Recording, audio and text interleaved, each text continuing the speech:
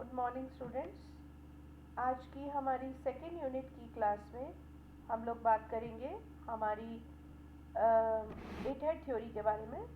और fashion designing में eight head theory का एक बहुत मुख्य यानी एक बहुत मुख्य भाग है, बहुत इम्पोर्टेंट रोल है। क्योंकि फैशन इलस्ट्रेशन, जब भी हम फैशन डिज़ाइनिंग करते हैं और एक डिज़ाइनर अपनी जितनी भी अपनी अभिव्यक्ति है या अपने विचार हैं या अपनी पोशाक को कैसा सिलना चाहता है, कैसा देखना चाहता है, उसको सबसे पहले अपने डिज़ाइन को जो भी उसके मन में है उसको क्या करता है, कागज़ पर उकेरता है, यानी कागज़ पर बनाता है। उसके लिए हमें शारीरिक संगठन यानी कि हमारे स्ट्रक्चर का पता होना चाहिए, जैसा कि आप इस पिक्चर में देख रहे हैं, ताकि आपको क्लियर हो कि ये एट हेड थ्योरी यानी अष्टप्रमुख सिद्धांत क्या है। यह एक कौशल है जिसे कई लाइनों की सहायता से तैयार किया जाता है और डिज़ाइनों को लाइन और स्ट्रोक की मदद से तैयार करते हैं और ड्राइंग के भिन्न भिन्न भाग होते हैं। फैशन चित्रण में उन फैशन तथ्यों और चित्रण का उपयोग करना होता है जो कपड़े पर लपेटने के लिए उपयोग किए जाएंगे, यानी पेपर पर हम सबसे पहले उन डिज़ाइंस को बनाना शुरू करते हैं जो हमें वास्तविक रूप में कपड़ों पर बनाने हैं। फैशन इलस्ट्रेशन को फैशन डिज़ाइन का सबसे बुनियादी घटक माना गया है। इसका उपयोग डिज़ाइन विचारों को प्रस्तुत करने के लिए किया जाता है। फैशन चित्रण कई रूपों और बनावट में माध्यम से प्रस्तुत किया जा सकता है, जिसमें बहुत सारे रचनात्मक विषय हैं। फैशन डिज़ाइन और फैशन चित्रण के संयोजन को ART ये भी कहा जाता है। और स्केचिंग फैशन नेटवर्क के काम में मूल टुकड़े बनाने की एक नींव है, यानी कि जब हम स्केचिंग शुरू करते हैं उससे पहले हमें अपने दो हिस्से होते हैं, एक फैशन डिज़ाइन और एक होता है फैशन को चित्रण कर यानी इमेजिंग बनाना। फैशन डिज़ाइन बिना फैशन इमेजिंग के इनकम्प्लीट है। फैशन चित्रण को एक क्रॉकिस में के स्केचिंग, परिधान के अतिरिक्त अंकन और परिधान के एक तकनीकी प्रतिनिधित्व से भी शुरू किया जा सकता है। डिज़ाइनर अक्सर नोटबुक बनाने से पहले अपने विचारों और छापों को स्केच करते हैं, जैसा मैंने आपको भी थोड़ी देर पहले बताया। फैशन कलाकारों ने एक बड़े मानव शरीर को 8 समकक्ष भागों में बांटा है। वास्तविक रूप में वैसे तो हमारा शरीर 7.5 भाग में होता है, लेकिन चित्रण को एक कंप्लीट रूप देने के लिए मानव शरीर को 8 भागों में बनाया गया है। ये 8 भाग मुख्य रूप से क्या हैं, जिनको हम अष्ट मस्तकीय प्रणाली भी कह सकते हैं, 8 सिर का सिद्धांत भी कह सकते हैं, और इंग्लिश में इसको 8 हेड थ्योरी भी कहते हैं। हमारा आप देखिए, अगर आप अपने हाथ का एक बालिश लेंगे, हाथ का एक बालिश यानी कि एक हाथ, जो आपकी उंगली और अंगूठे, छोटी उंगली और अंगूठे को जब आप खोलते हैं और जब एक हाथ से नापना शुरू करते हैं, तो भगवान ने हमारे शरीर को बिल्कुल ठीक 8 भागों में बांटा है। पहला सिर है जिसको हम एक बिलांद बोलते हैं ना आप लोग, तो एक बालिश यानी एक बिलान, यानी जब उंगलियों को फैलाकर एक कोने पे अंगूठा आ जाता है और एक कोने पे उंगली आ जाती है, छोटी उंगली। तो पहला सिर क्या होगा, हमारे बालों के ऊपर से गर्दन की ठोड़ी तक, यानी शीर्ष सिर से गर्दन की ठोड़ी तक। गर्दन की दूसरा सिर गर्दन की ठोड़ी से लेकर हाथ के नीचे यानी निप्पल तक। तीसरा सिर आर्म होल के नीचे से, जो हमारा हम आर्म होल कह लें या निप्पल, और आर्म होल दोनों बिल्कुल बराबर हिस्से में होते हैं, तो निप्पल से नाभि तक। फिर नाभि से हमारा जो रिप्रोडक्टिव पार्ट है, यानी हमारा जो शरीर का अंग है, जघन अंग जिसको हम कहते हैं, वहाँ तक चौथा सिर। पांचवा सिर हमारे जघन अंग से मध्य जांघ तक।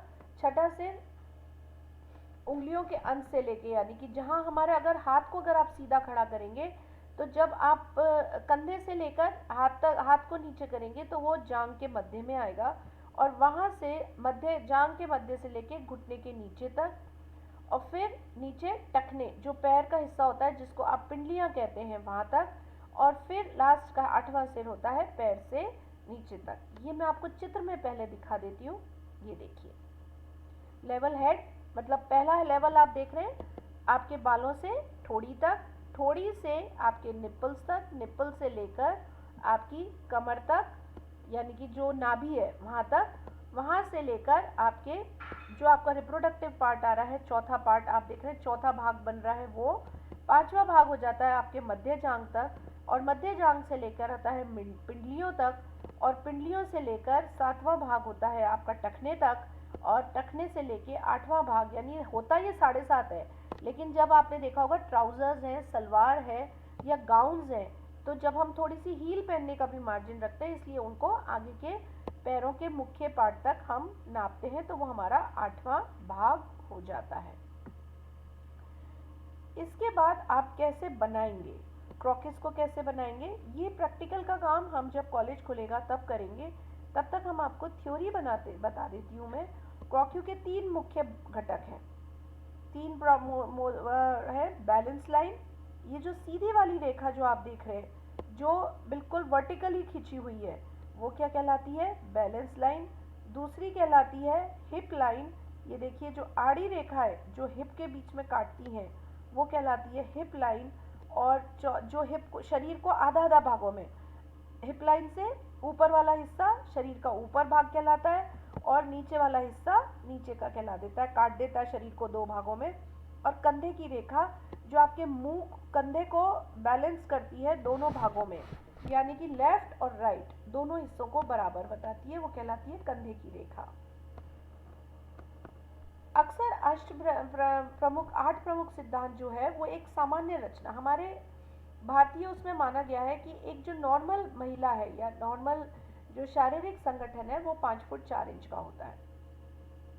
एक नॉर्मल शरीर को हमने 8 भागों में बांटा है, और जिसकी लगभग हर लंबाई 1-1 फुट नापी है। 8 भागों में बांटने के लिए तो 8 फुट के करीब लगने को वो 8 लगता है, लेकिन जब आप स्केल से आप ड्राइंग में बनाएंगे तो उस 1 फुट को क्या नापेंगे, 1 इंच।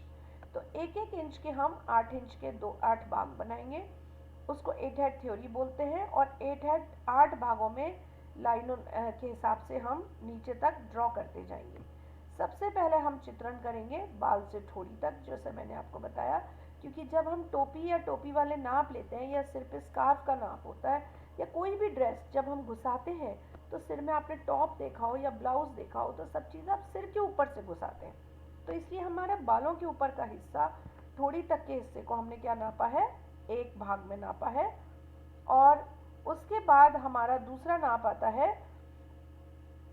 चिन से लेकर निप्पल तक। जो निप्पल यानी आपका चेस्ट का हैवीएस्ट पोर्शन है, वो आपका चिन से निप्पल, जिसमें आपकी गर्दन भी आ गई और कंधे का आधा हिस्सा भी आपका उसमें आ जाता है। यह रेखा लाइन में सीधे सीधे गुजरती जाती है। तीसरा भाग होता है निप्पल से लेकर नाभि तक, यानी ये हिस्सा क्या बताता है आपको, कमर का हिस्सा। जब भी आपको वेस्ट लेनी है कोई भी डिज़ाइन में, तो ये हिस्सा अक्सर फिटिंग को दर्शाता है। कमर का नाप ये तीसरा हिस्सा होता है, और इसमें यूजुअली जो चेस्ट का नाप है, चेस्ट के नाप से कमर का नाप लगभग 1 से 1.5 इंच कम होता जाता है। फिर नाभि से जघन, यानी कि जो आपके रिप्रोडक्टिव पार्ट है, वहाँ तक आपका आता है चौथा हिस्सा।